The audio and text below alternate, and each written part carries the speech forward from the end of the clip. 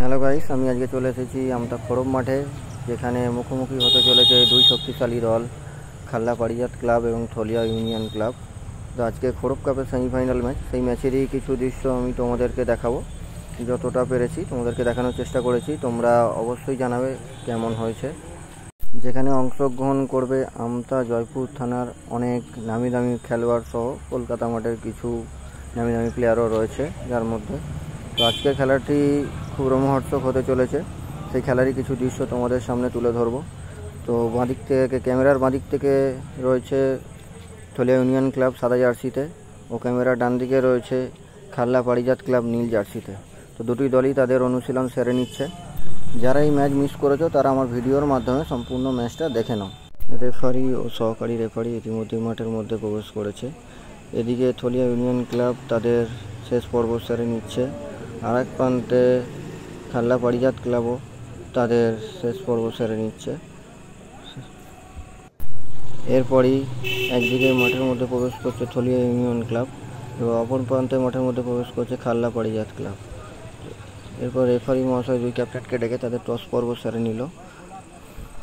খেলার শুরু থেকেই থলিয়া ইউনিয়ন ক্লাব খাল্লা পারিজাত ক্লাবের উপর আক্রমণের পর আক্রমণ সৃষ্টি করে রেখেছে, প্রচুর চাপে রেখেছিল খাল্লা পারিজাত ক্লাবকে।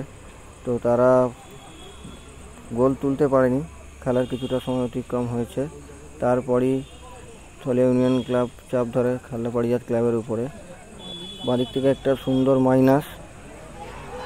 হেড করেছিলেন, কিন্তু বলটি পোস্টের বাইরে, সুবর্ণ সুযোগ একটা মিস করলেন। তারপরই খাল্লা পারিজাত ক্লাব একটি ফ্রিকিক পেয়েছিল, তো ফ্রিকিকটি কী মারলেন, এরকম শটে গোলকিপারকে প্রতিরোধ করা খুবই দুষ্কর। তারই মধ্যে থলিয়া ইউনিয়ন ক্লাব একটি গোল করে 1 গোলে এগিয়ে গেলেন। তারপরই খাল্লা পারিজাত ক্লাব একটি ফ্রিকিক পেয়েছিল, তো ফ্রিকিকটি অসাধারণ মেরেছিল, কিন্তু বারের উপর দিয়ে বাইরে চলে গেল।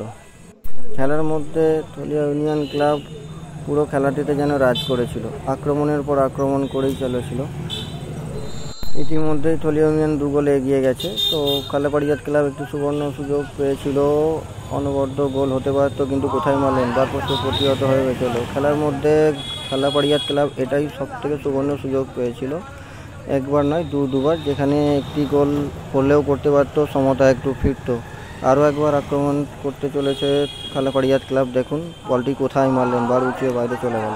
তো বলতেই খেলার পরিসমাপ্তি রেফারি ঘটালেন। থলিয়া ইউনিয়ন ক্লাব 2-0 গোলে জয়লাভ করে ফাইনাল খেলার যোগ্যতার জন্য।